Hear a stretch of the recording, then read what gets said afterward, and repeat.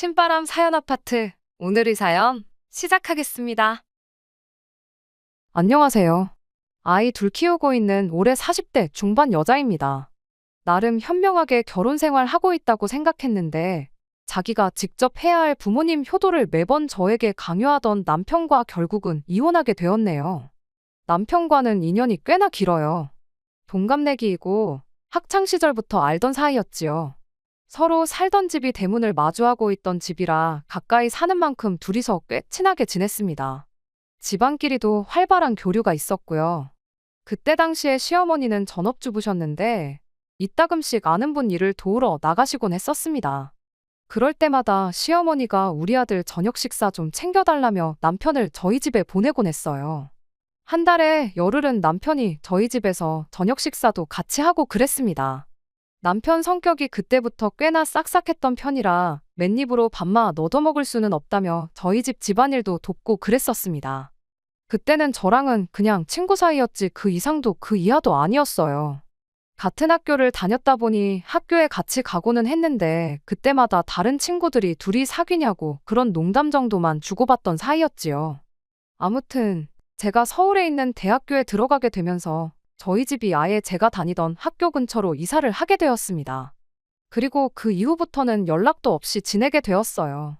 그렇게 남편이라는 존재가 제 기억에서 희미해져 갈 때쯤 정말 우연한 기회로 남편을 다시 만나게 되었습니다.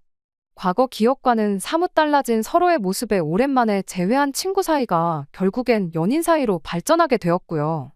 그렇게 2년 정도 만났나 저희 집에서 남편과 제가 연애를 하고 있다는 사실을 알게 되고부터는 저희 친정어머니가 은근히 제가 남편과 결혼하기를 원하셨어요. 어릴 적 기억에 싹싹하고 부침성 좋은 남편의 모습을 기억하고 계셨던 거죠. 양쪽 집안의 교류가 자주 있던 편이다 보니 시어머니도 저를 기억하고 계셨어요. 어렸을 때 가까이 살던 것부터 이렇게 재회하게 된 게 하늘이 점지해준 인연이라며 결혼을 환영하셨죠. 그때까지만 해도 시어머니의 아들을 향한 집착이 이 정도까지 심할 줄은 몰랐습니다. 그리고 그런 시어머니에 대한 남편의 마음 또한 어마무시하게 애틋하다는 것도요. 연애 초반에 저희가 이사를 나가고 몇 년 지나지 않아서 아버님이 돌아가셨다는 이야기를 들었어요. 일터에서 불의의 사고를 당하셨다고 합니다. 그래도 보상금이며 보험 같은 게 있어서 그동안 사는데 큰 고생은 안 하셨다고 해요. 그 직후에 그렇게 받은 돈을 가지고 서울로 삶의 터전을 옮기게 되었던 거고 그렇게 우연찮게 저를 재회하게 되었던 거였죠. 하늘이 맺어준 인연이라 떠들며 저희 결혼을 열렬히 환영해 주셨던 말과는 다르게 결혼 후 시간이 지남에 따라 저를 향한 시어머니의 태도는 그야말로 180도 돌변했습니다. 처음에는 이혼까지 해야 할 만큼은 아니었어요. 딱히 못되게 한 것도 없지만 그렇다고 해서 저한테 엄청나게 잘해주거나 하지는 않았죠. 그냥 보통의 평범한 시어머니와 며느리 관계였다고 보시면 될 것 같아요. 아무리 오래전부터 알았고 집안끼리도 왕래가 있었다고 한들 그게 꼭 저와 시어머니가 고부관계가 아니라 모녀관계 같을 필요는 없는 거잖아요. 시어머니가 어떤 며느리상을 원했는지는 모르지만 저는 딱 남들 하는 만큼만 했어요. 제 스스로 시어머니한테 엄청 잘했다고 자부하지는 못하지만 남들 하는 만큼 이상은 했다고 생각합니다. 굳이 명절이나 생신, 어버이날 같은 날만 아니라 한 달에 2번 이상은 꼭 시댁에 인사드리러 들렀어요. 꼭 주말이 아니더라도 퇴근길에 남편과 함께 시댁에 다녀오고 그랬죠. 아무래도 아들 장가 보내고 혼자 지내게 되셨으니 혼자 지내는 게 외롭진 않을까 싶어서 친정보다 더 많이 신경을 썼습니다. 이만큼 신경을 써주는 걸 고마워하라고 남편에게 생색 한 번 낸 적 없었어요. 지금 와서 생각해보면 치사해 보일지라도 생색은 좀 낼 걸 그랬나 봐요. 그랬다면 제가 이만큼 시어머니를 신경 쓰고 있었다는 걸 당연하게 여기는 게 아니라 눈꼽만치라도 고마워하거나 했을 수도 있었을 텐데 말입니다. 아무튼 이 정도까지 제가 해서 그랬던 건지 그때까지는 시어머니도 정신이 멀쩡해서 그랬던 건지 모르겠지만 결혼 생활 초반에는 시어머니와는 달리 큰 문제가 없었어요. 아니, 없었다고 저 혼자 착각했던 걸 수도 있습니다. 매번 남편과 시댁에 그렇게 방문을 했을 때면 시어머니는 항상 아들인 남편 걱정만 그렇게 해대셨거든요. 그냥 해주는 걱정이면 안부인사 정도로 받아들이겠는데 시어머니는 늘 저를 앞에다 두고 남편한테 살이 좀 빠진 것 같다느니 끼니는 제대로 챙겨 먹고 다니고 있냐느니 하면서 질문을 하셨어요. 그때는 왜 그걸 저한테 내 아들 굶기지 말고 밥 좀 잘 챙겨주라고 눈치를 주는 거라는 생각을 못 했는지. 뭐, 그때 알았다고 한들 시어머니가 남편 밥 잘 좀 챙겨주라고 했다 해서 이혼까지 하지는 않았을 테지만요. 아무튼 시어머니가 조금씩 돌변하기 시작한 건 우리 쌍둥이 아이가 생기면서부터였습니다. 저희가 그때 당시에는 차가 없었거든요. 저희 집에서 시댁까지 대중교통으로는 40분 정도 거리였는데 부름배 이끌고 지하철 타고 가기에는 무리가 있었어요. 그 덕에 매달 두어 번은 꼭 다녀오던 시댁에 다니는 횟수가 점점 줄어들게 되었습니다. 그때까지만 해도 별다른 큰 문제는 없었어요. 그런데 아이들이 태어나고 나서는 문제가 커지기 시작했습니다. 출산 후에 일단 어떻게 될지 모르니 육아휴직을 신청했었어요. 지금도 육아휴직 쓰는 게 엄청 눈치 보인다고들 하는데 그때 당시에는 더더욱 눈치가 보였습니다. 제가 다니던 회사가 규모도 그렇게 큰 회사가 아니었다 보니 더더욱이 그랬어요. 하지만 운이 좋게도 회사 사장님이 그런 데에 있어서는 참 오픈마인드셨어요. 그렇게 1년의 시간을 벌 수 있었습니다. 정말 다행이라 생각했지요. 그렇게 출산 후 조리원을 다녀와서 본격적인 육아를 시작하게 되었습니다.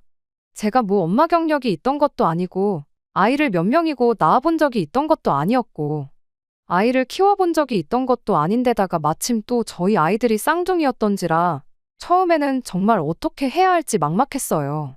그때 친정어머니께서 직접 저희 집까지 찾아오시면서 육아를 도와주셨습니다. 거의 매일같이 찾아오셔서 종일 저를 도와주시고 남편 퇴근할 때 맞춰서 집으로 돌아가시고 하셨어요. 약속이 있으신 날이면 볼일 다 보시고 나서 저희 집에 찾아와서 도와주셨고요.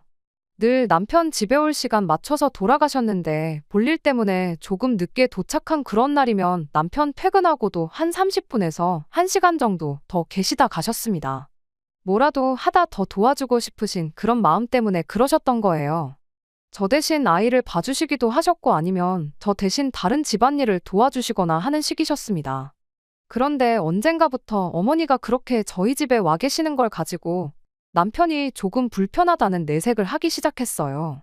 힘들게 일하고 퇴근해서 집에 왔는데 장모님 계시면 쉬는 게 눈치가 보인다고요. 어릴 적에는 저희 집에 저녁 식사 얻어먹으러 와서 집안일도 도와드리고 그렇게 싹싹하게 굴어놓고는 지금도 신세 지는 건 매한가지인데 왜 저러나 싶었죠. 10년이나 더 지난 이야기였으니 성격이 충분히 바뀔 수 있는 법이라고 이해하려 했지만 아쉬운 건 어쩔 수 없었어요. 친정어머니가 뭐 엄청난 거 바라고 오시는 것도 아니었고 막말로 제가 남이 자식들 어디서 데려와 키우는 것도 아니고 우리 자식 키우는 건데 말이죠. 괜히 친정어머니가 눈치 보실까봐 남편이 그런 말 꺼냈다는 건 일부러 전하지 않았어요. 그렇다고 해서 당장 남편이 퇴근해서 아이 키우는 걸 도와주는 것도 아니었고 집안일을 도와주는 것도 아니었거든요. 그렇게 한 몇 달 정도 지난 어느 날이었습니다. 여전히 친정어머니가 볼 일이 있으셨던 날에는 남편 퇴근 시간과 맞물려서 저희 집에 잠깐 계시다 가셨죠. 그런데 하루는 남편이 그러더라고요. 그렇게 장모님만 챙기지 말고 우리 어머니도 좀 신경 써달라고요. 당연하겠지만 정말이지 어이가 없었습니다. 친정어머니가 저희 집에 뭐 놀러 오시는 것도 아니고 육아며 집안일이며 잔뜩 도와주시고 고생이란 고생은 다 하고 가시는데 그걸 두고 제가 친정어머니만 챙긴다고 말하는 게 웃기지도 않더라고요. 제가 대번에 날카로워져서 시어머니도 신경 써달라는 게 무슨 말이냐고 물어봤어요. 그랬더니 우리 어머니 집에서 혼자 지내시는데 얼마나 외로우시겠냐고 요즘 제대로 찾아뵌 적도 없는데 좀 신경 좀 써주면 좋겠어서 꺼낸 말이다 하더라고요. 그냥 듣고 넘기긴 그래서 남편한테 곧바로 한마디 했어요. 친정어머니가 여기 오셔서 뭐 놀다가 가시는 줄 아느냐고 참 어이없다고요. 당신 퇴근하고 와서 우리 엄마가 계신다고 해서 뭐 집안일을 도와주는 척이라도 하는 것도 아니지 않냐고. 집에 와서 씻고 나와 나나 우리 엄마가 차려준 밥 먹고 나서 소파에 앉아서 TV 보는 게 전부이지 않느냐. 가만히 있어도 알아서 해주는 사람이 둘이나 되는데 불편하기는 뭐가 불편하다는 거냐고 그렇게 따져 물었죠. 안 그래도 친정어머니가 땡전 한 푼 안 받고 안 하셔도 되는 고생을 사서 하시는 모습 보면 자식된 마음으로 죄송스러운 마음뿐이었는데 잘 됐다고 이참에 시어머니한테 혼자 계시는 게 외롭고 쓸쓸하면 우리 집으로 오시라고 하라 했어요. 와서 친정어머니가 하시듯이 집안일도 도와주고 아이 돌보는 것도 도와주시고 그러면 되는 거 아니겠냐고, 그러면 공평한 거 아니냐고요. 그랬더니 남편이 뭐가 그렇게 고가운지 아무 말도 안 하고 어금니만 꽉 깨물고 가만히 있더라고요. 그래서 한마디 더 했습니다. 그리고 그렇게 어머니 걱정돼서 챙기고 싶으면 당신이 시댁 가서 직접 챙기면 되지. 왜 나한테 그러냐고 했어요. 퇴근길에 시댁 들러서 시어머니하고 시간 보내다 오라고. 그럼 당신은 시어머니 챙겨서 좋고 나는 친정어머니가 단 1분이라도 이 집에 더 계시면서 애 봐주는 거 도와주시고 하면 더 편해서 좋은 거 아니겠냐고요. 말씀드렸다시피 쌍둥이 태어나고 나서는 물론이고 아이들 때문에 배불렀을 때부터 자주 왕래하던 시댁의 발길을 끄는 건 사실입니다.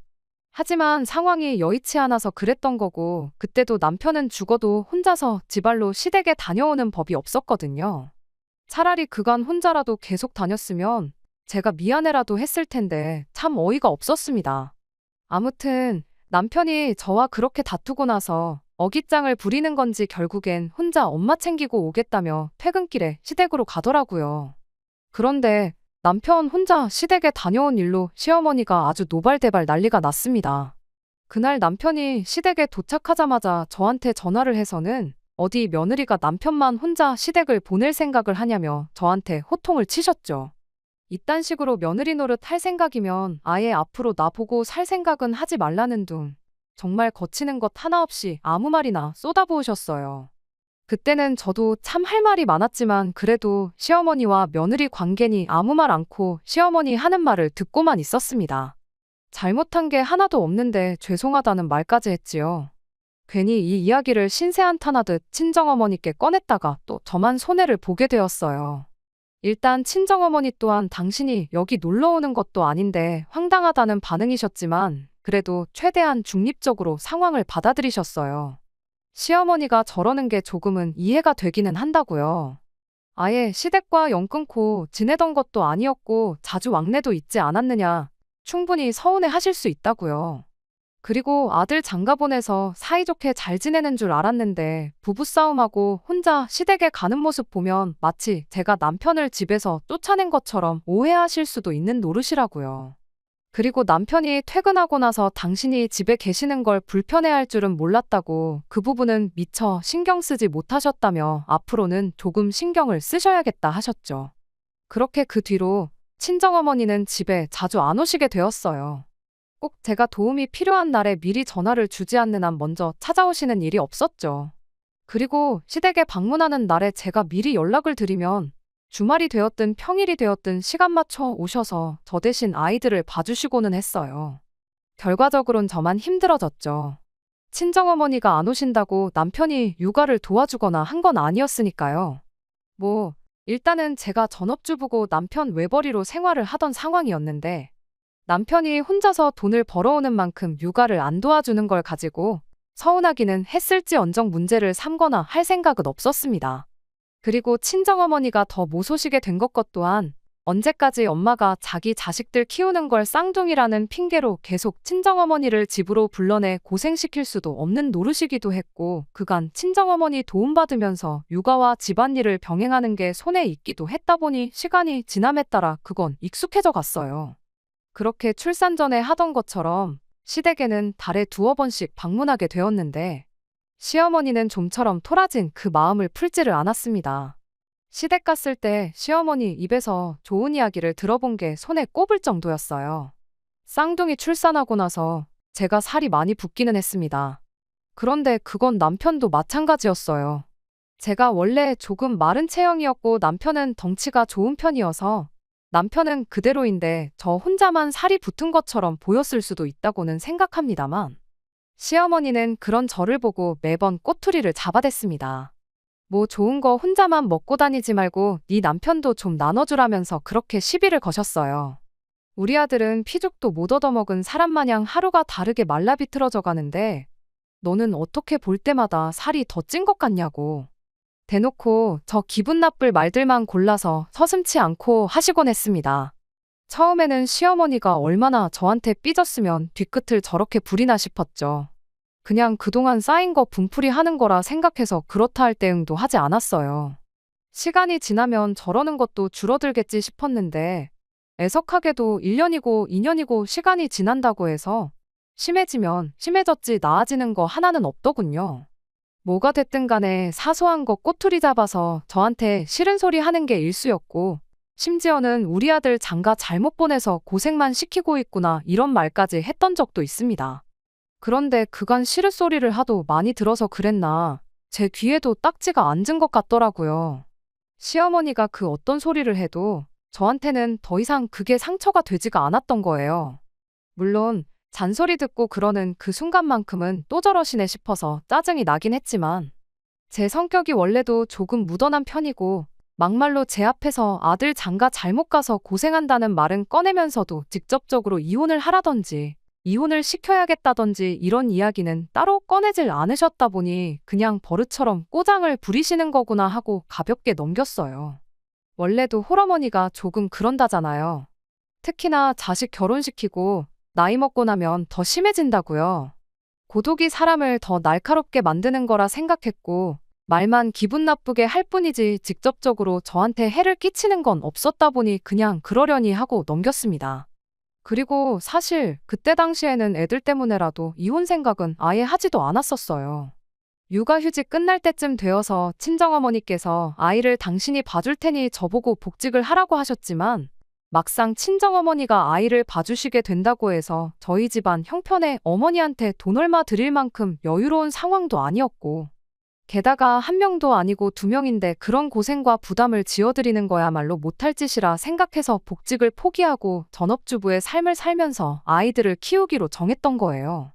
그렇다 보니까 솔직히 시어머니가 기분 나쁜 소리 몇 마디 한다고 해서 이혼까지 할 엄두가 안 났다고 해야 할까요? 어차피 시어머니 저러던 게 하루 이틀일도 아니고 저도 그만큼 저런 게 익숙해졌다 보니 어느샌가 한 귀로 듣고 한 귀로 흘릴 만큼 나름대로의 노하우가 생겼기도 하고요.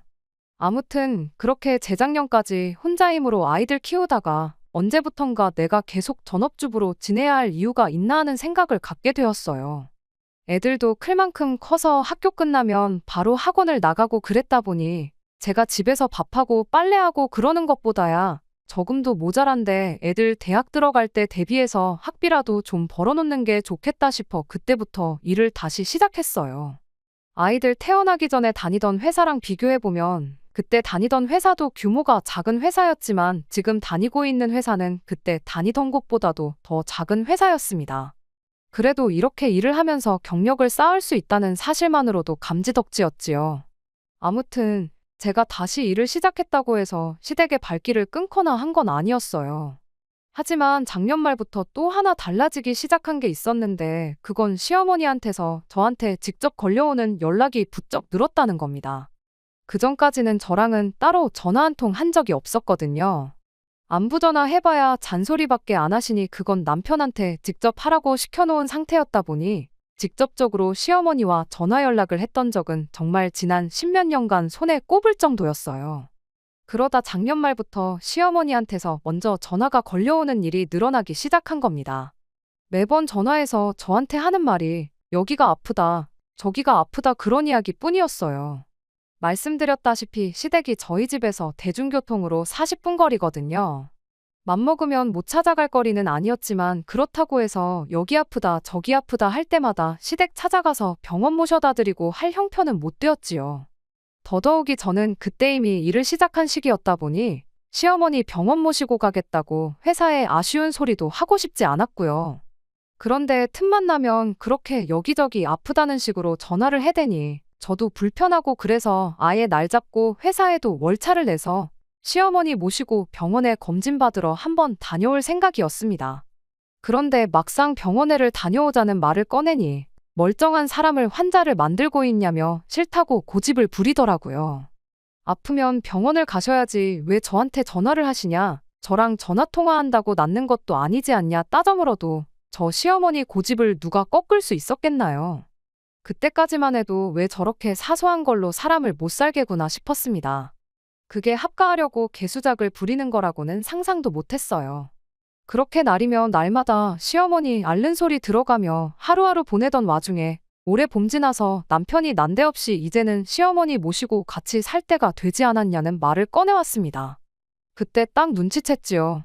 시어머니가 그간 병원은 문턱도 안 넘어보고 저한테 전화해서 아프다고 노래를 부르셨던 진짜 이유가 이걸 노렸다는 걸 말이에요. 갑자기 아프다고 하면 안 믿을까봐 정성스럽게 작년부터 해서 차곡차곡 모시고 살아야 할 이유를 쌓기 시작했던 겁니다. 남편은 끝까지 시어머니가 너무나도 걱정된다는 말투로 어머니 올해 연세가 몇이신데 앞으로 살아봐야 몇 년을 더 사시겠냐고 아무래도 걱정이 돼서 안 되겠다며 하루라도 빨리 합가를 하는 쪽으로 알아봐야겠다는 거예요. 아버지 돌아가셨을 때도 자기가 그렇다 할 효도 한번 못 해보고 보내드린 게 평생 후회가 되는데 어머님이 저러다 돌아가시기라도 하면 얼마나 더 큰 후회가 남겠냐고요. 그래서 제가 남편한테 그러냐고 당신 말 틀린 거 하나 없다고. 그럼 당장이라도 내일부터 모시고 살아야겠다고 한마디 대답해줬습니다. 제 입에서 그런 대답이 나올 거라고는 생각도 못했는지 남편이 두 눈을 휘둥그레 뜨고는 저를 쳐다보더라고요. 얼마나 당황했는지 말까지 더듬으면서 그럼 내일부터 모시는 걸로 하면 되는 거냐 되묻기까지 하더군요. 남편한테 당연한 거 아니겠냐고 자식이 부모한테 효도한다고 하는데 못하게 하는 게 더 이상한 거 아니겠냐고 말해주고 한마디 더 해줬습니다. 우리는 걱정 말라고 얼마나 다행이냐 내가 직장 구해서 돈 벌기 시작해서 다른 건 몰라도 우리 생활비랑 애들 학원비는 늦지 않게 보내달라고 했어요. 시어머니 와서 지낼 장소라도 미리 마련해 놓으려던 건지 이방저방 돌아다니면서 두리번거리던 남편이 제 말이 끝나기 무섭게 뒤를 돌아봤죠. 방금까지는 어안이벙벙하긴 하지만 어쨌든 시어머니 모시고 살자는 제 말에 기뻐 보이던 남편 표정이 생활비 늦지 않게 보내라는 말은 무슨 소린가 하는 표정으로 바뀌어서 저를 쳐다보고 있었어요. 아니나 다를까 생활비랑 학원비는 무슨 말이냐고 저한테 물어보더라고요. 그래서 남편에게 당신은 내일부터 어머님 모시고 살게 될 거 아니냐고. 그렇다고 해서 우리가 밥 굶고 애들 학원도 못 다니게 할 수도 없는 노릇 아니겠냐고 했죠. 어머님 모시고 살면서 생활비가 들어갈 테니 여지껏 보내던 만큼 보내라고는 하지 않겠다고. 나도 애들 대학교 들어갈 때를 대비해서 돈을 모으고 있긴 하지만 이젠 우리 생활비는 내가 벌어온 돈에서 어느 정도 보태겠다고 했습니다. 남편은 그때까지도 제가 무슨 말을 하는 건지 도통 이해를 못한 표정이었어요. 그래서 남편이 제 말을 제대로 이해할 수 있게 제대로 설명을 해줬어요. 당신이 당신 입으로 이젠 시어머니 모시고 살아야 할 때가 왔다 하지 않았냐고. 일단 급한 짐은 내가 싸줄 테니 당신은 쉬고 있으라고요. 내일부터 당장 혼자서 어머님 모시고 살려면 체력이 필요할 텐데 짐 싸는 걸로 힘까지 뺄 필요나 있겠냐고 걱정 말고 쉬고 있으라 했습니다. 그리고 어머님 댁 가서 지내다가 내가 안 챙겨준 게 있으면 번거롭게 집에 찾아오지 말고 전화하라고. 그러면 내가 택배로 따로 보내주겠다고 했더니 남편이 지금 내 말을 잘못 이해한 것 같은데 어머니 모시고 살겠다는 건 우리 집에 어머니를 모셔오겠다는 소리라고 설명을 하기 시작했습니다. 그래서 남편한테 뭐하러 그러냐고 안 그래도 집도 좁아 터졌는데 어머님까지 오셔서 다 같이 부대끼며 살 필요가 뭐가 있겠냐고요. 우리 방 애들 방 하면 빈 방이라고는 베란다밖에 없는데 당장 어머님을 베란다에 모실 수도 없는 노릇 아니겠냐. 누가 봐도 당신 혼자 짐 싸서 어머님 댁으로 나가는 것만큼 좋은 방법이 없는 거 모르냐고 한마디 더 해줬습니다. 그랬더니 방금 전까지만 해도 기뻐서 눈이 뒤집힐 것만 같아 보였던 남편이 장난치지 말라며 저한테 짜증을 내기 시작했어요. 저는 남편한테 내가 지금 장난치는 것처럼 보이냐고 당신이 생각해도 이 집에 어머님 모시는 게 가당키나 하냐고 대답했죠. 남편은 방법이 왜 없냐고 당장 어머님 댁 전세금을 빼서 그 돈을 합쳐다가 더 큰 집으로 이사 나가면 되는 거 아니겠냐고 저한테 따져묻길래 제가 어머님 댁 전세금이 얼마나 되느냐고 물어봤어요. 정확한 금액은 몰랐지만 시어머니가 엄청 좋은 집에 사셨던 게 아니었거든요. 다층주택 1층에 부엌하고 거실에 화장실 딸린 방 하나 얻어서 살고 계셨는데 아무리 좋게 쳐줘봐야 1억 이상을 넘을 수 없다고 생각했어요. 그리고 제 예상은 어느 정도 맞았습니다. 전세금 빼면 1억 2천 정도 나온다길래 남편한테 현실적으로 생각해보라고 우리 집 팔아서 1억 2천 더 보탠다고 해서 얼마나 큰 집으로 이사를 갈 수 있겠냐고. 내 말대로 당신 혼자 어머님 댁 가서 어머님 모시고 효도하는 것만큼 좋은 방법이 없다고 한마디 해줬지요. 그랬더니 남편이 뭐 서울만 집이냐고, 경기도 이런 데 가면 지금 우리 집보다 훨씬 좋은 신축 아파트를 더 싸게 들어갈 수 있다는 거예요. 남편한테 애들이 지금 얼마나 중요한 시기인데 갑자기 이사를 가자고 하는 거냐고. 어머님 모시는 것도 중요하지만 애들 미래도 중요한 거 아니겠냐 했더니 더 말을 못 하더라고요.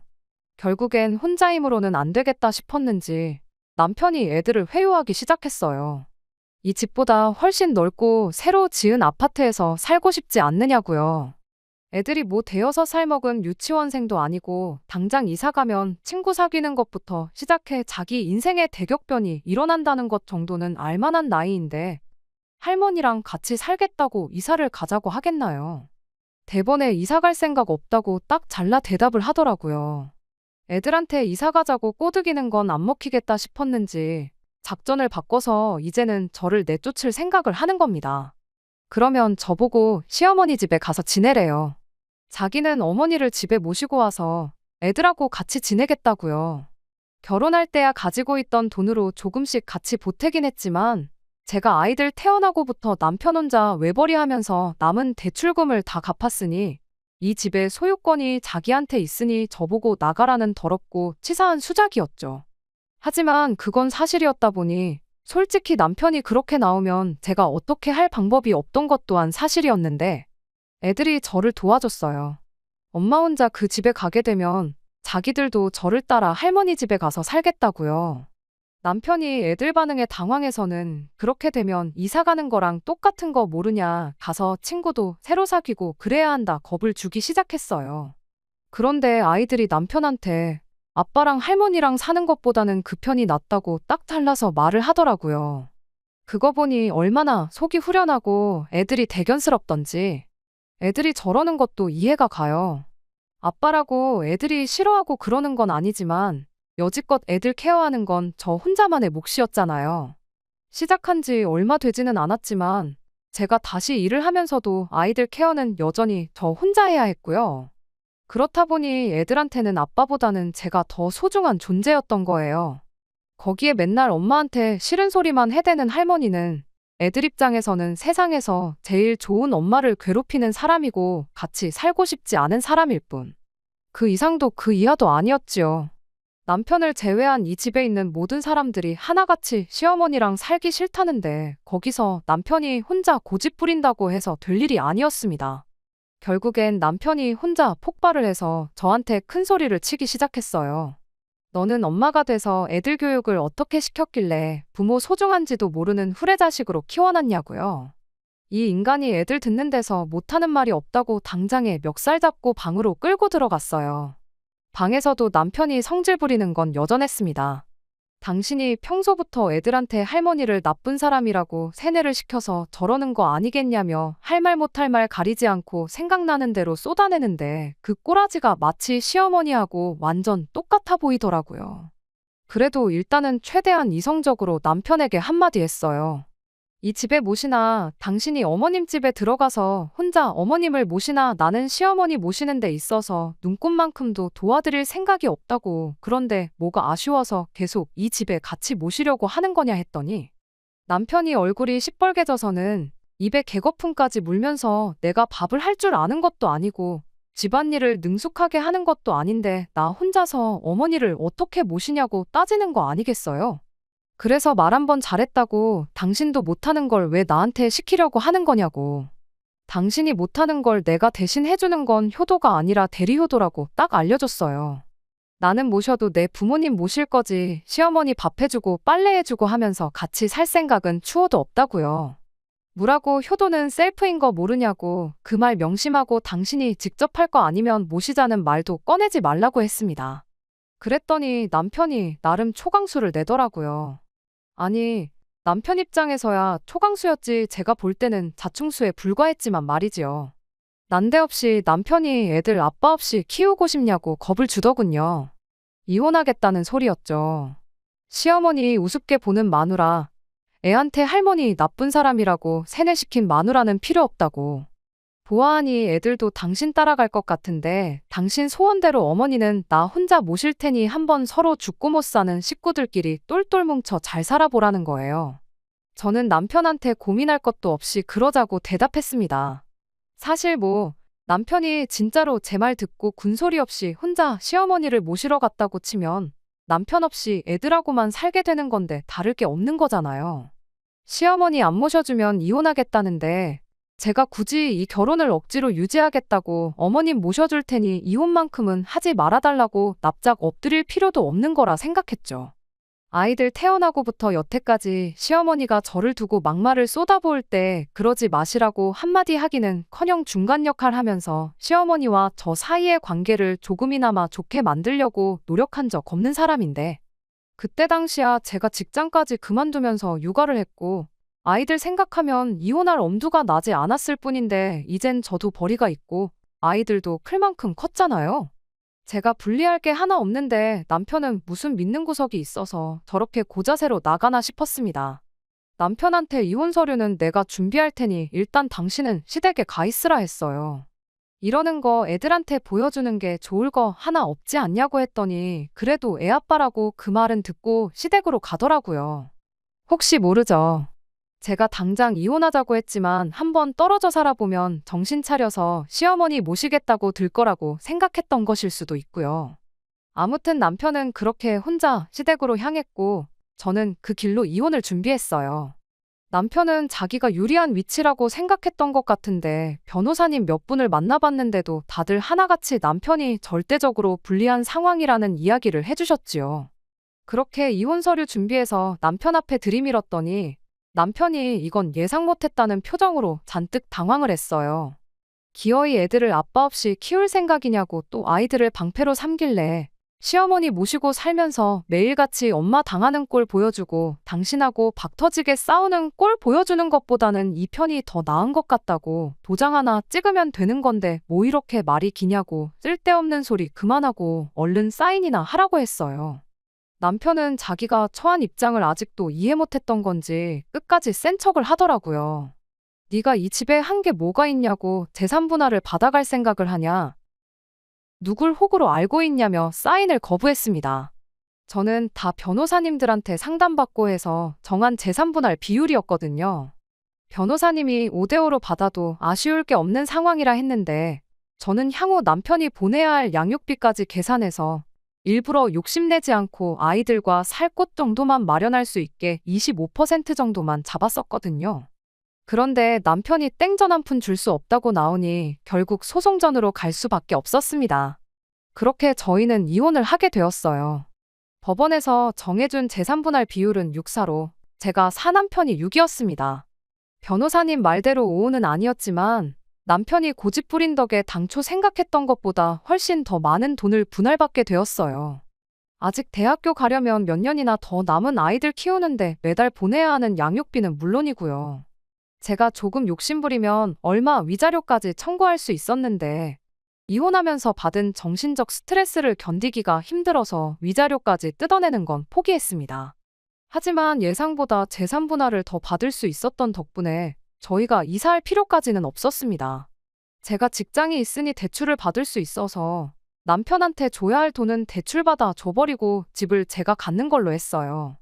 남편도 시어머니랑 단 둘이 살기엔 집이 너무 넓다 생각했는지 생각보다 쉽게 이 제안을 받아들였고요. 그렇게 치열한 개싸움 끝에 남편과는 이혼하게 되었습니다. 진작 이렇게 되었어야 했는데 뭘 그렇게 질질 끌었나 싶기도 하고 한편으로는 싱숭생숭하기도 하고 정말 이 기분을 어떻게 표현해야 할지 모르겠네요. 괜찮다고 생각했는데 막상 남편 말대로 한참 예민할 때인데 아빠 없이 자라게 만든 게 애들한테는 너무 미안하기도 하고요. 그래도 이왕 이렇게 된 거 한번 열심히 살아보려고 합니다. 안녕하세요. 이혼까지 다 했는데 이렇게 3개월도 안 돼서 후기를 보내게 될 줄은 몰랐습니다. 얼마 전 남편을 만났는데 그 이야기 해드리려고 이렇게 다시 찾아왔어요. 주말에 애들하고 저녁 먹고 쉬고 있는데 벼랑간 현관문 비밀번호 누르는 소리가 나더라고요. 몇 번을 틀리는데도 계속 누르길래 잔뜩 겁먹고 있었는데 인터폰 켜보니까 남편이었어요. 갈라서자마자 비밀번호부터 바꿔버렸는데 지난 비밀번호 눌러대니 문이 안 열릴 수밖에요. 아무튼 남편한테 연락도 없이 무슨 일로 왔냐고 애들 보고 싶어서 온 거면 다음부터는 정해진 날짜에 오라고 한마디 했더니 다짜고짜 제 앞에 무릎을 꿇더니 자기가 정말 전부 다 미안하다며 저한테 살려달라고 사과를 하기 시작했어요. 갑자기 눈물 콧물 짜며 살려달라는데 자초지종이 뭔지나 물어봤죠. 이혼 과정에서 어떻게 저한테 재산 분할 하나도 안 해주고 위자료까지 뜯어보겠다고 편먹고 열심히 던 두모자가 이혼하고 나서 오히려 예상했던 것보다 더 많은 재산 분할을 해주게 되니 그걸 이유로 둘이 사이가 틀어졌나 보더라고요.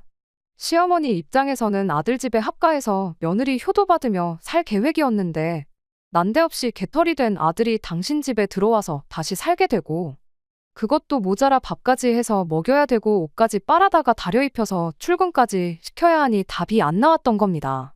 그래서 시어머니가 남편한테 이대로 가다간 너 때문에 내 명예 못 살겠다고 남편 보고 나가 살라 말하고 집에서 쫓아내버렸다네요. 재산 분할에 간 돈이 있어서 당장 혼자 지낼 곳 구하는 건 문제가 없었는데 남편 월급이 엄청 많은 것도 아닌데 애들 양육비에 시어머니 용돈까지 드리는 건 한계가 있었나 봐요. 그뿐이겠나요. 당장 자기가 밥을 할 줄 아는 것도 아니니 자기 생활비에 먹는 것까지 전부 사 먹어야 했으니 남편 월급으로는 택도 없었던 거죠. 돈을 모으기는커녕 그나마 얼마 남은 돈 파먹으면서 살게 생겼는데 이러다간 5년 내로 쥐뿔도 없는 알그지가 된다고 자기 좀 살려달라고 찾아온 거예요. 받아만 준다면 시어머니하고는 영원히 연 끊고 가족들을 위해 살겠다고 하더라고요. 그렇게 제 앞에 싹싹 비는 남편한테 나한테 빌 게 아니고 집에 가서 어머니한테 밥 정도는 혼자 챙겨 먹겠다고 싹싹 빌고 어머님 댁으로 들어가라고 한마디 해줬어요. 무슨 일이 있어도 당신을 내 남편으로 우리 아이들 아빠로 받아줄 생각 없으니 두 번 다시 찾아오지 말라고 한마디 하고요. 그렇게 강하게 한마디 했더니 남편은 그 다음 날도 그 다다음 날도 찾아오지 않더라고요. 무슨 일이 있어도 제 마음이 돌아서지 않을 거라는 걸 깨달았는가 봐요. 그 꼴을 보니 그래도 한동안 맘고생했지만 이혼하기를 참 잘했구나 하는 생각이 들었네요. 우스갯말로 남자들 내비게이션하고 마누라 딱 두 여자 말만 들으면 틀린 결정을 내릴 일이 없다고 하잖아요. 적어도 제가 좋은 말로 설명했을 때 어머님 모시고 사는 거 포기하고 가족들한테 충실했다면 저렇게 밥 걱정하면서 지낼 일은 없었을 텐데 싶었어요. 시어머니한테 시달리며 살 때도 제 팔자 제가 꼬았다고 생각했는데 남편도 이렇게 이혼을 결정해서 자기 신세 자기가 망쳤으니 똑같은 거라 생각하려고요. 이혼한 것쯤은 벌써 후를 다 털어냈으니 앞으로는 아이들하고 행복하게 지낼 생각만 하면서 살면 될 것 같습니다. 끝까지 들어주셔서 감사합니다. 오늘의 사연은 여기까지입니다. 구독과 좋아요, 알람 설정 부탁드리고 더 좋은 사연으로 다시 찾아뵙겠습니다. 감사합니다.